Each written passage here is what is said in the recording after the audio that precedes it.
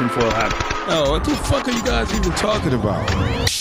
Global controls will have to be imposed, and a world governing body will be created to enforce them. Welcome to Tinfoil Hat. We go deep, homeboy.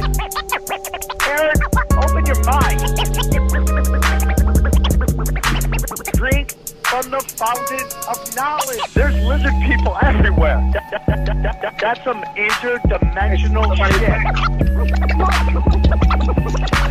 Wake up, Aaron. This is only the beginning. Dude, you just blew my mind. Are you ready to get your mind blown?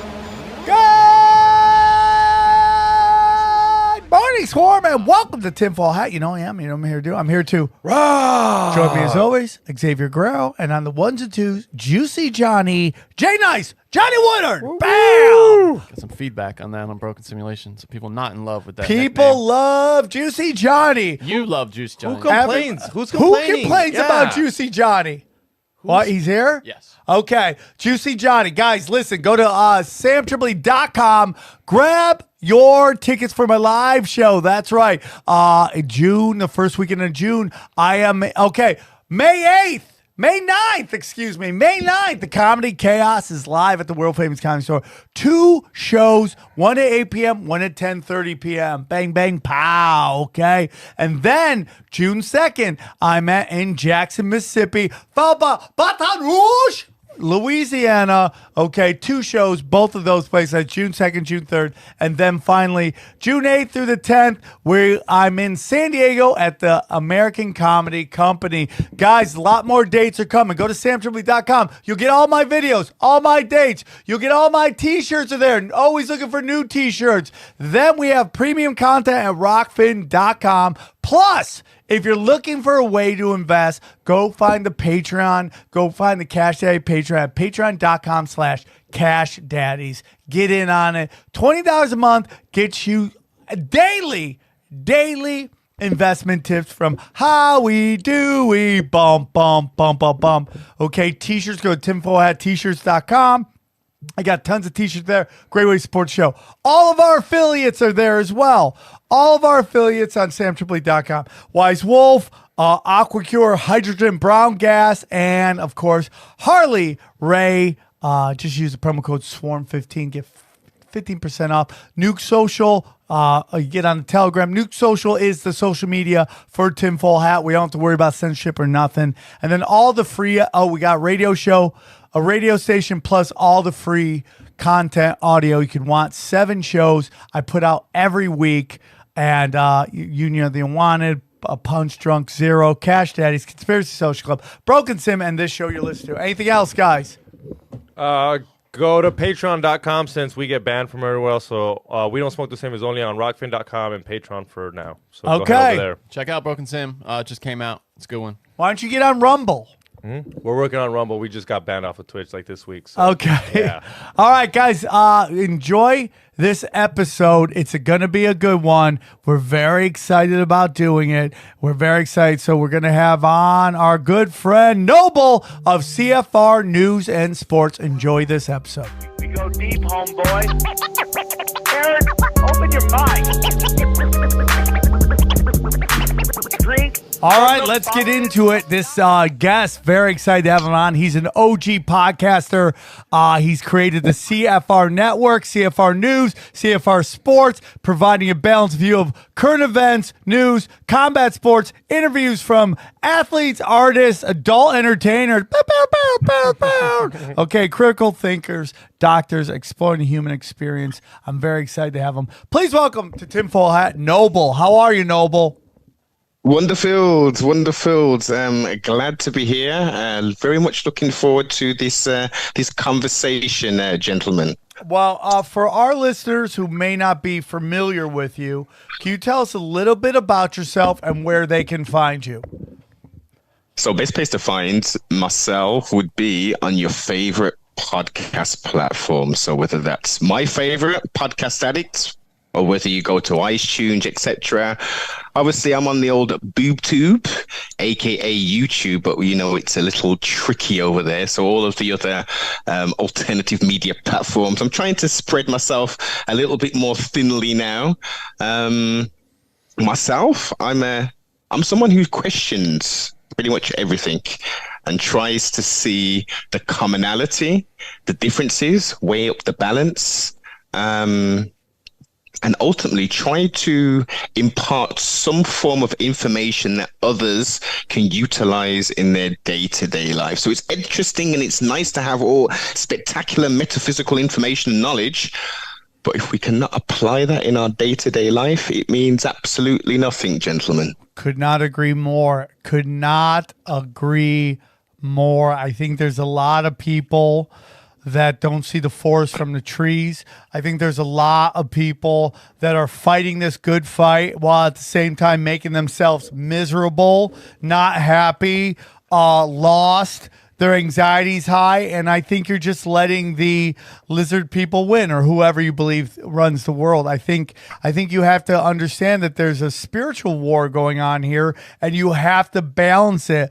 Get the word out. Try to let the whole notion is don't worry about the waking up the sheep, wake up the sleeping lions. I'm like, don't even worry about the sleeping lions. Just find happiness in yourself. I personally love conspiracies because I don't like getting lied to. I hate getting lied to, and I like to catch them on their lies. But I know the best way for me to make an impact in the world is to change myself, and by changing myself and becoming a better person and a more spiritual human being, I affect everyone around me. So I totally agree with you on all that. And just to unpack that further, Sam, people hear that depending on what stage they are in their evolution, in their spiritual, mental sort of evolution in this plane or realm of existence.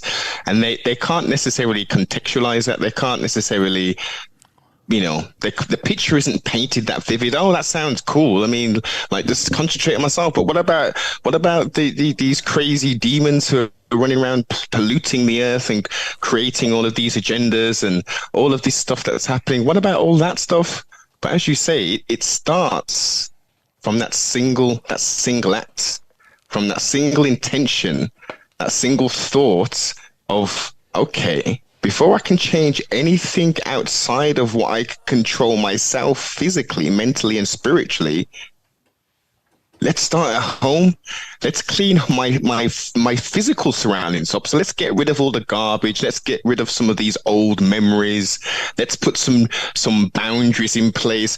Let's start trying to have a real relationship with my significant other. Let's actually talk to my children. Yeah. Rather than allowing my kids to run wild and think, oh, well, I thought I had children, but actually I've got baby goats running around and causing all types of havoc and chaos. Yeah, that is something I'm going through right now, is this discussion of, because my children have only known me as a provider to them. From when they're very young, they've learned to communicate through crying, and then when they cry, this large person comes and cleans their diaper, feeds them, holds them when they've got a boo-boo and all that stuff. And so now we're starting to become people, and I'm slowly trying to teach my children the rules of the universe. And, we kind of got into this in my other show, Broken Simulation. But, I'm very much a stickler for my children calling me Dad and not Sam. Because Sam is a friend. Dad is an authority figure until they no longer need one. Meaning when they turn 18 and they go off into the world. But Dad needs to be a point of authority, so they understand that, like, when Dad says something, he says it not to be a meanie or not to be rude, but because it's a lesson that they need to learn. So I'm very much in. I take my kids into public. They like to run around. I feel awful about it. I just apologize to everybody, and I'm sure they look at my kids like they're crazy people. But they're 3 years old, and they just run around the restaurant, and I try to corral them to my best of my ability. But you're 100% about 100% correct about wrangling your children, and this is very much a message for men too. It is very important for you to start, establishing some sort of dominance, not over your wife, but over your castle. Dad has to be an authority figure. Dad has to be a voice of knowledge. And when dad speaks, people listen. That has to be established, because our modern day society is like, we've done some pretty amazing shows on like the destruction of the family unit and how that's done on purpose. And that is to weaken the position of fathers. Every commercial is about, dads being idiots. Every television show is about dads being idiots. And even if it's slight, it's still there. So I do think it's very important for fathers to establish a kind of a dominance over the castle. Well, our role, we were designed and created by the Most High. Some people may have different views and may think of this plane of existence being seeded by out of this realm beings. I don't go with that personally. I think there is a supreme creator who created all, and he didn't create us to do what we're currently doing. Yeah. He created male and female, and he created male to be a provider, bring forth guidance, and to protect the female. The female is to, with the aid of the male, to help bring forth life. Yeah. That is the basics. If we had food, clothing, and shelter, which most people do have, we had a plot of land and some cattle, that's all we needed. Some chickens, some goats, maybe some oinks, Some oinks, the smartest animal out there that we treat horribly, But I'm really into what you're talking about. And so in between shows we recorded today, I was watching a YouTube video, and one of it was that they had this OnlyFans model was talking about how she's she's winding down OnlyFans, and because it's not making her happy. And again, this is a common thing. So if you listen to the show a lot, you've heard me say it, but I think it's very important that I sometimes feel, because I'm getting older, that maybe I'm coming out of touch with what is hip and cool. But in reality, the data says that women are more unhappy than ever. They are on pharmaceuticals. They all talk about mental illness. And what we talked about last episode, which was like, all these people want to save the environment, save this and save that, why they are fat, unhealthy, on drugs, and all this stuff. You're like, oh, you want to save out there, but you're not saving in here. And this is what culture does to you. The destruction, the devolution of mankind and humanity, with the vast growth of technology, with this chat GPT 5, with the iPhone 99 coming out in March. They have totally given humanity and mankind huge leaps and time-saving abilities, but at the same time, spiritually and emotionally, we as a collective, and I'll put myself into this as well, because when nobody is immune to this agenda, this plan that they have put in place, that we're pretty much like the Flintstones. Where's Barney and where's Fred? Because this is the mentality. We literally have knuckle draggers. We have Cro-Magnon people walking around with the crack phones illuminating their faces, getting run over, falling into lakes, doing all types of stuff. The communication level people being able to actually articulate themselves and have a conversation is non-existent. Writing, picking up a pen and paper, reading a book. I mean, look, we walk around. Let's not be silly. We walk around with pocket computers in our pockets, in our handbags, in our bum bags or fanny packs, as y'all call them. But the ability to actually maximize all of these wonderful tools that we have at our disposal. In the early 90s, if you wanted to find some additional information, Sam, Johnny, XG, where did you go? You went to the library, which you had to invest in the knowledge. The knowledge wasn't free. It came at a cost. And what was the cost? It was time. It was effort. It was potentially bus fare. It was gas money. Then you had to check the book out. Then you had to go back home. You had to read it. The information has no value today, Sam. It's totally lost in the constant barrage and barrage of the fear porn, of the fake news, of the shame stream media, pumping this filth. It's just filth. There's no. Where's the little fluffy dog? The little fluffy dog, and he's 4 years old, and he's just got adopted by little Sally, and she's come from a terrible background, but it's all good now because she's got a little dog. Where's those little happy stories on the news anymore? The cat in the tree, and Sam, Fireman Sam, he got him out of the tree. Good old Sam. No. Yeah, I'm with you on that, and I get into this all the time. I don't think people are dumber than ever.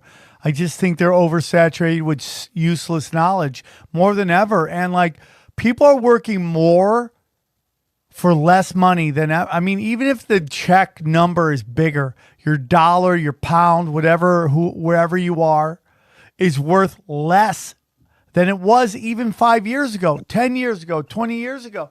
I mean, just like the amount of work I have to do. I mean, Sam, you have 2 daughters. When Yeah. you go out to lunch or dinner, how much does that cost? Oh, dude, it's so expensive. That's what I mean. Like, I can't imagine having a family of 4 with one job. And I have a family of 5. Okay, that's what I got.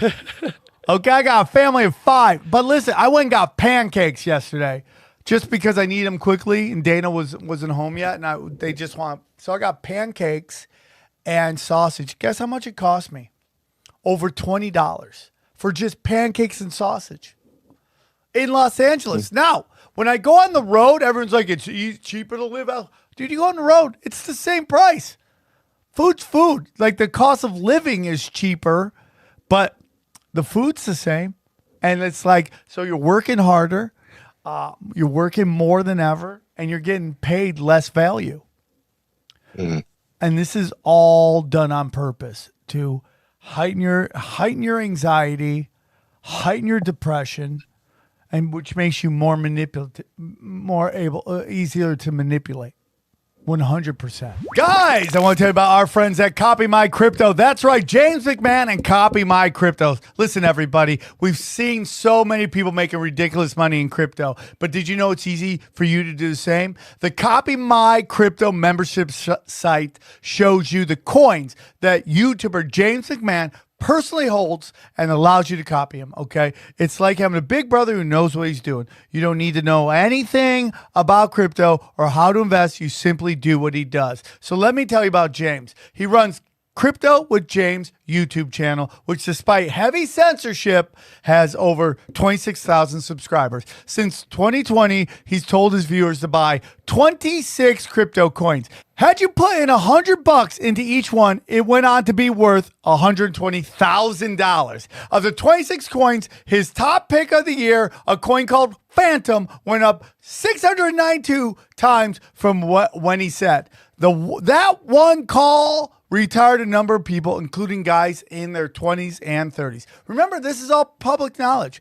You can go to YouTube and verify for yourself. So if you'd like to join the 2,800 members who copy James, then stop what you're doing right now and head over to copymycrypto.com/TFH. That's copymycrypto.com/TFH. TFH. That's TFH. You'll not only find proof of everything I've said, but my listeners gain full access for just $1. Once again, that's copymycrypto.com/TFH. The recession is here, guys. You can suffer like everyone else or choose to thrive. James is a real deal. Go visit his site now.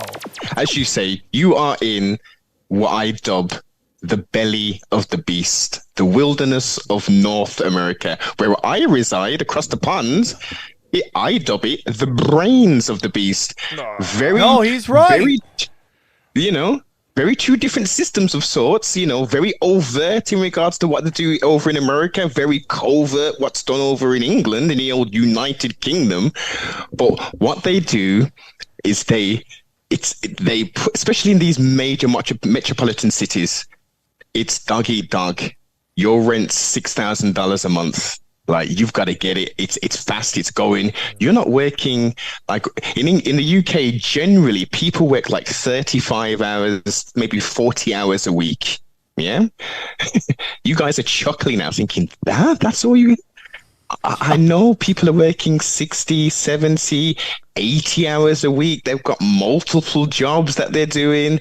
Like, there's not enough hours in the day. So they don't have the luxury to be able to go to the superstore and get their produce and cook even a little 20-minute meal, a 30-minute meal with good nutritional value, and actually get down and have time to sit with their wife, with their children, and say, guys, how's things? Like, how was school? How was how was high school? How was university? Whatever it is, unpack the day, guys. What's going on? Tell me your woes. Tell me your successes. This is what creates a cohesive family. Now, with you guys, you're working all hours God sends. The culture isn't necessarily to cook your own food, maybe at a barbecue, maybe, but generally everything's takeout. You go into flipping Starbucks. You guys don't do Costa Coffee. I do Costa Coffee if I'm going to do that kind of stuff. But you go to Starbucks, you get your skinny mocha latte, whatever the damn thing, paying $20 here, $60 here, yep. And you literally the whole day you've done $250, and you've got home and you're ordering Uber Eats or flipping DuckDuckGo, whatever the hell delivery service, and you get your food, you eat it. Sometimes it's nice, other times it might not be, and that's all you know, because that's all the opportunity you have, unless we totally break away from the system, which is very hard to do, especially when the rent, the expenses, as you said, the cost of living. Like, currently in the UK, the price of our produce is amongst the highest currently inflation-wise in the world. We're paying ridiculous amounts of money for our produce, crazy amounts of money for our gas and electricity. It is obscene. Now listen to the logic and the insanity at the same time. The governments are closing down governmental buildings because it's costing too much to heat and to run the electricity. But at the same, so then they're sending them staff home to work from home. But then at the same time, they're opening up other spaces and calling them warm spaces for the residents of those towns to go to these warm spaces because they can't afford to warm their own houses. Oh my God. What is it? That is crazy. What's that saying? Yeah. That you're not going to own nothing and you're going to be happy. That's the thing. You don't own a house. Now you're going to go hang out with everybody else and use their fucking heater in a warm place with everybody else. Yeah. Man. Yeah. That is crazy, dude. That is crazy. Coming to a city near you, Sam, and listen, that's just step one. Step one is then you don't even have enough money to buy enough food to sustain yourself and your children. So you have to drop all your pride and your dignity, and you have to queue up out on some street and go to a food bank which when I was growing up, they didn't have, this was not even a thing. You could go and turn up to a place and they would give you shopping bags full of canned food, cereals, milks, whatever. And you can go there like once a week, twice a week. You can go to another one and it is depressing. And what happens is you start getting used to this and accepting it. And what we really have a problem with as a species is that convenience trumps everything. What is the most convenient way to do it? What is the quickest way to do it? What is the easiest route to do it? And I just tell people, man, it's like, I know I've said this before on the show, but when you talk to my friends who are very big comics, like very big, like I started out with them and they're playing Madison Square Garden, they're playing all these giant arenas, and you ask them about their journey, you ask them about, their comedy careers, most of the time they'll talk about the journey and not the destination. And people don't realize that. People just want the destination. So, you're willing to give up everything. And when you give up, when you take the path of least resistance, you tend to find yourself out of options. And sometimes in life, having no options, some people are happy. But when it comes to a lot of these things, you just end up being miserable. I do believe it's half the reason you start seeing these teachers. And my parents were both teachers. I respect teachers. I do think my parents were from a different time. But you see these teachers that have blue hair, pink hair, pushing these woke agendas because that gives them a reason to get up in the morning. They've followed the rules till they had no more options. They were out of options. They're working a job. It pays. I think there's this notion that teachers don't get paid anything. I think they get paid a little better than we remember, but it's not like, for the amount of shit they go through, it's not as great as it should be. But they're out of options. And again, this is not against teachers. My parents are teachers. I love teachers. I'm on team teacher. But there's a lot crazy because this is their fight or flight. This is it.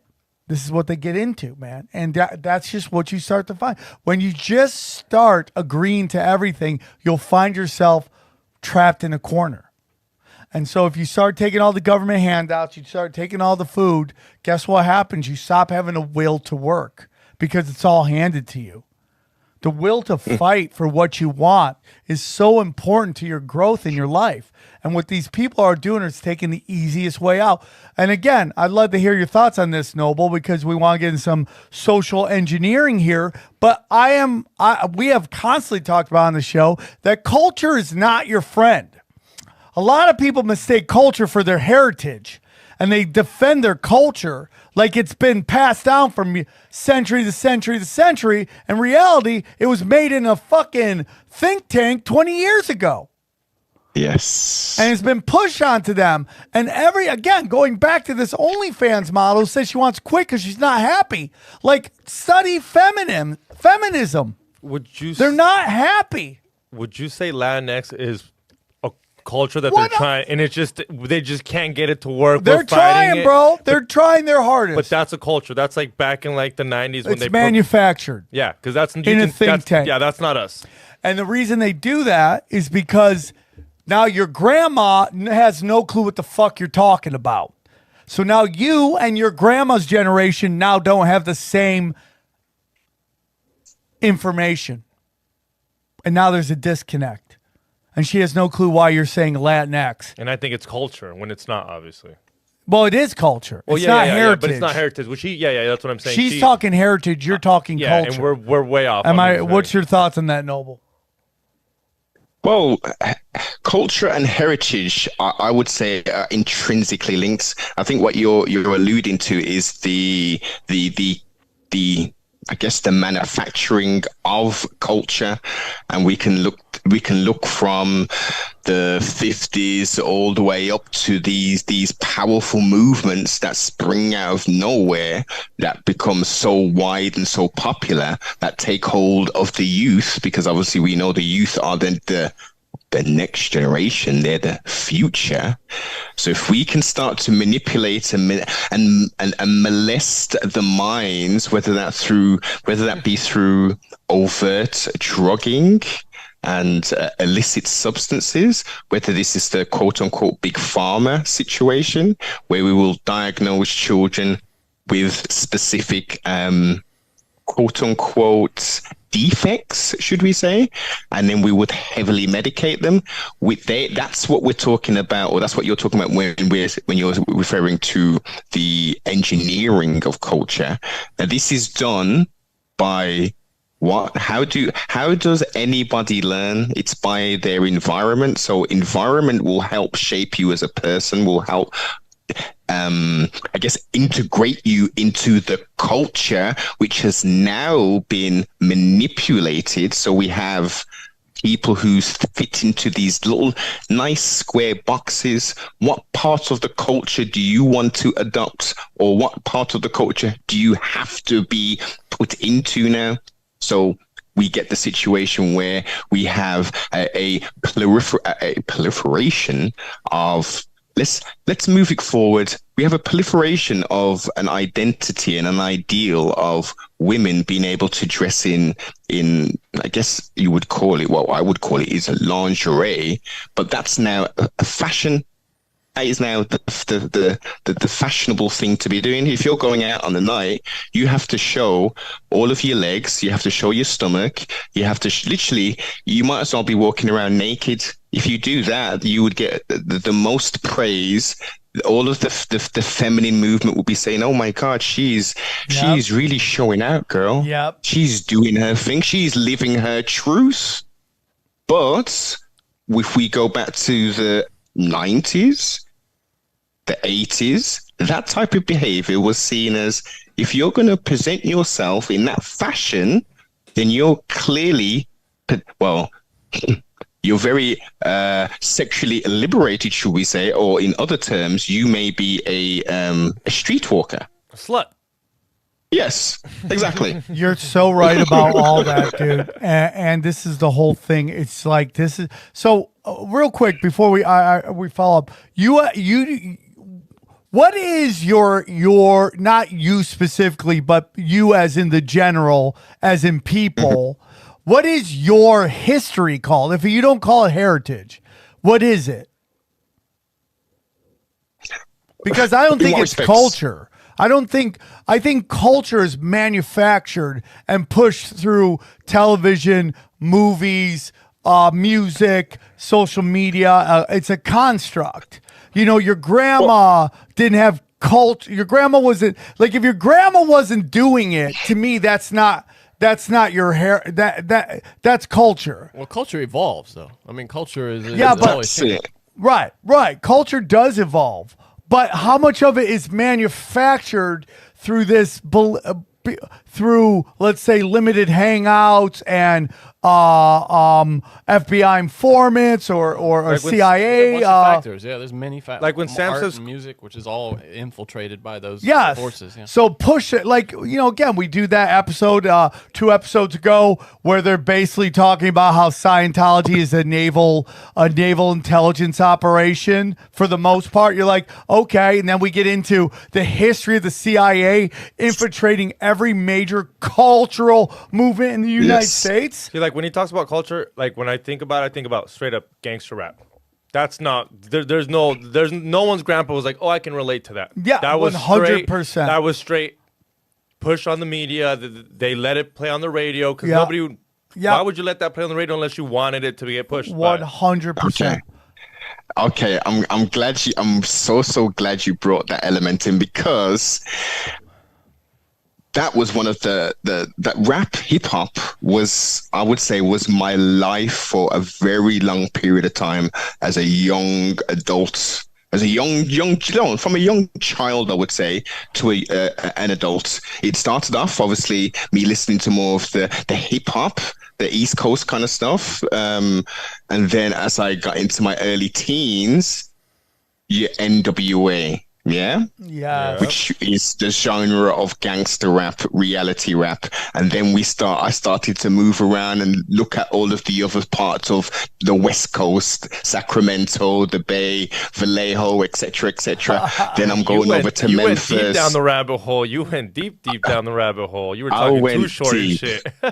Too Short, Mac Dre, Mac Moore, Ev, the Jacka, Mob Figures. Listen, we can have a whole conversation, a whole other podcast about that whole scene. But the point is, at that time, as a young impressionable child, I not necessarily hung on every word, but I was just so shocked. Firstly, I was shocked that original people, black people, so-called black people, brown-skinned people in America were living in such conditions that they were forced, some of them, to live a life where they're killing each other. This, to me, guys, was I couldn't fathom it. I've got relatives who live in America, and luckily they don't live in an area where this type of stuff is going down. So I'd never necessarily heard of it. And on the news, we heard of little bits and pieces, but to hear the graphic detail of some of the stuff, it was so interesting and fascinating from a morbid standpoint, but also just the connection. Like I understand the struggle. I understand there's a problem going on over there, but what's the cause of it? And I really took from it personally back then the skill of what they were actually doing. The words meant absolutely nothing. So it wasn't a case of me listening, so he shot 12 people, he sold all these drugs. All right then, hey guys, listen, I've just listened to the latest Master P album. This is what we're going to do in England. In Birmingham, England, we're going to start our own gang. We're going to sell all the cocaine in the world. We're even going to sell heroin, crack. We're going to get a nice big change. That wasn't the thought. But the reason being is because luckily, I was born in a time where I had a family, I had a caring mother, I had siblings. We had a semblance of a community. Whereas now, we have children or kids who aren't raised, who don't have a role model, who don't have that strong male figure to say, that's what I want to be when I'm older. Now the only opportunity for young black males is, okay, I'll sell drugs, gangbang, I can be a football player, I can ball, or I can sing or rap. I can entertain. In essence, all of those things are entertainment apart from the first. Now, the first, we've got so many people in that. So we sell drugs and we kill each other. So we're killing each other. That's clearly a negative. We're selling drugs to one another. That's clearly a negative. When I get caught, what happens? Actually, no, let's not get into the court phase. I'm doing that. So I'm clearly flipping $10, $15, $30,000 a week. Okay, so what am I going to be doing that money? I'm going to be buying alcohol with it. The most expensive alcohol. I'm going to be going to the Louis store. I'm going to get myself the little Gucci bag. Yeah, now. I'm going to deck myself in all of the little trinkets, the little dog biscuits that are being dangled in my face, which mean nothing, because anybody with money, Sam, you know very affluent, rich people, and they're not decked out with all logos all over themselves, are they? Nope. It's the poor and disenfranchised who seek approval, seek self-gratification. Why they do these things? They have been trodden on. Some of them are wicked and evil. Let's not get this twisted. It's not, woe is me kind of thing. Some of these guys are wicked and evil. And it's as simple as that. But we've got to look at the system. We've got to look at the economic situation, the lack of potential opportunity, the lack of role models. The only opportunity is for you to sing, to tap dance, or to entertain people. That's the only way for a black person to potentially make some kind of success for themselves. Because how do we measure success? Success is what we see on Atlanta Housewives. We've got to have a mini mansion. We've got to have 6 cars. Is that success? You're completely right. And when you study how it was done so systematically. Hey, everybody, I want to tell you about our good friends at Blue Chew! Yeah, that's right. This episode's sponsored by Blue Chew. Let's talk about sex. Guys, remember the days when you were ready to go? Anytime, all the time. Now you can increase your performance and get extra confidence in bed. Listen up. Go to BlueChew.com. Okay, Blue Chew is a unique online service that delivers the same active ingredients as Viagra, Cialis, Levitra, but in a chewable tablet for a fraction of the cost. That's the best. You can take them anytime, day or night, so you can plan ahead or be ready whenever the opportunity arises, or do what we do here on the show. Blue Chew Chicken, right? That's where we take it. We see who gets the weirdest boner at the weirdest moment. That's how we rock, everybody. The process is simple. Sign up at BlueChew.com, consult with one of their licensed medical providers, and once you're approved, boom, you receive your prescription within days. The best part, it's all done online. No visits to the doctor's office, no awkward conversations, no waiting in line at the pharmacy. Blue Chew tablets are made in the USA,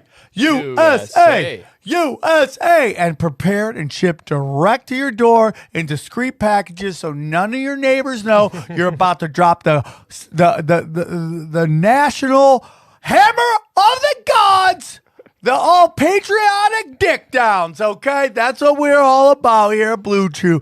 Patriotic dick downs, okay? American boners for American women, unless you're into dudes, and then it's American boners for American twinks, okay? That's how it goes. It's just that simple. So here's what Blue Chew wants you to do. You want to have better sex? Discover your options at BlueChew.com. Chew it and do it. It's real simple. We got a special package for our listeners. Try Blue Chew free when you use the promo code TINFOIL at checkout. Just pay $5 shipping. That's it. $5 for amazing boners, man. That's BlueChew.com, promo code TINFOIL, to receive your first month free. Visit BlueChew.com for more details and important safety information. And we thank Blue Chew for being an American company that cares about the future of America and for sponsoring this podcast. Thank you, Blue Chew. So recently, Biden said he was going to give lower interest rates on loans to people with poor credit. And, you go, well, that sounds nice and all, but if you study Biden and everything Biden was a part of, you know that he also incentivized the black community not to have fathers in the household. And he did that by going, we're going to give you a grip of cash as long as you can prove to us that there's no dad in the household, because they know how important fathers are. So what they do, they flooded the hoods with crack, and they arrested all the dads. They took dads out, and they put the mom again on government service. And to the point that, and this wasn't just a black thing, this was, you saw poor white people doing this too, to the point that they would just keep having more kids because they got more money. Yes. No, I mean, I don't understand why you wouldn't do that. Well, the reason you don't want to do that is because you don't necessarily have the resources to raise children. Children need. Listen, this. It'd be great to have a mom and dad, but I'm also saying they need two. For every one child, you need at least two parents. That's two adults. Every one baby, you need an extra adult, meaning if it's one kid, you need two adults. If it's two kids, you need three adults. That's my honest opinion. What they were incentivizing is one adult for a bunch of children. And I have to have my kids, and I have Dana with me, and it is chaos. So it's a challenge. It's a challenge. And let's go back a bit further.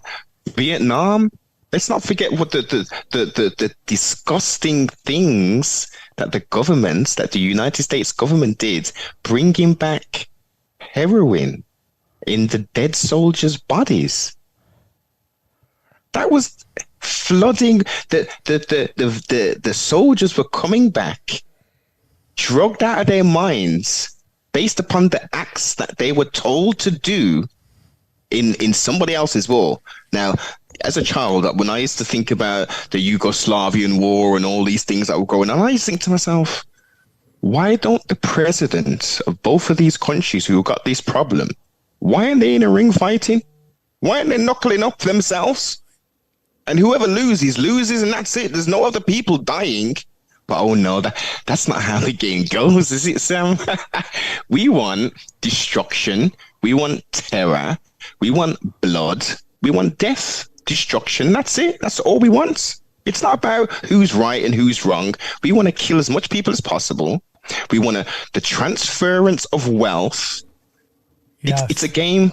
It's all a flipping game. Like Rome was powerful at one point. Where I am was very, very powerful at one point. But what they did, they thought to themselves, you know what? We've been dominating like 2/3 of this world. We've got the Commonwealth. We're everywhere. We're all in Africa. We're taking these diamonds. We're chopping, we're doing all kind of crazy stuff. Okay, let's draw back a bit. Let's give the illusion to all these guys. Let's give the newest country that's been formed, the United States of America, the New World. Let's give them the illusion that they're running things and they're the superpower, because there's a lot of opportunity there. I mean, think about it, guys. I mean, we've sent our orphans over there, our convicts over there, our bandits, our serfs over there. The criminals went over there. The religious Puritans went over there. The Quakers, all those guys are over there. And some of them, they're pretty ingenious. They can make some stuff happen and stuff. And we will just sit in the background. We'll send some guys over there, obviously, to give them some pointers and stuff. And what we'll do, we speak English. They will speak American English because they hate us that much. They don't want to speak English. They'll change things. So you'll wear slacks, whereas we'll wear trousers. And pants is what we wear under our trousers, whereas pants, y'all call the other thing. So it's all of this division, this transference of wealth and knowledge. And, we'll stay in the background and we'll just bubble along here, and people just forget. People will forget that the wickedness and the horrible things that we did in America, in Australia, in oh my God, they've England, the United Kingdom, Great Britain has a lot to answer for. Across this plane of existence in regards to the atrocious things that have been done in the name of the king or the queen. Well, it's super interesting about all that is, like, I totally agree with so much of what you're saying, if not all of it. I believe that we're Master Blaster. If you remember the Thunderdome, like England is Master, America is Blaster, okay? And we're just this 800-pound gorilla and these tiny British guy telling us what to do. If you get into the royal family, they're not really of descendants of royals. This is all part of the psyop of putting their people in positions of power. And like, if you get in England, is it really England, or is it more along the lines of like the city of London and the power that the city of London has over, all of the UK and Europe? I mean, just the world, man. And I completely agree with everything you're saying. You're getting into words and all that stuff. One of the biggest psyops out there is the N-word. I mean, that word is purposely used to cause friction and fighting within people. And the way you talk about how words, the power of words, just think about what that word is culturally and how they've convinced a group of people to call themselves that word. Now you get into you have some people push back going, oh, that's a word for kings or royals back in the day. I would go, well, if you really believe that, you wouldn't get offended when somebody would say that to you. So that's not true. What you're doing is you've been culturally convinced to call yourselves the name of the people that you said were slave owners. Now, I'd love to get into you with discussions with you about the Moors as well, but I would love to hear your whole thoughts on all that. It's a very powder keg conversation, the N-word. As a grown man now, I cringe when I hear people using it so flippantly. Yeah. And in music as well, I think it's lazy. Now this is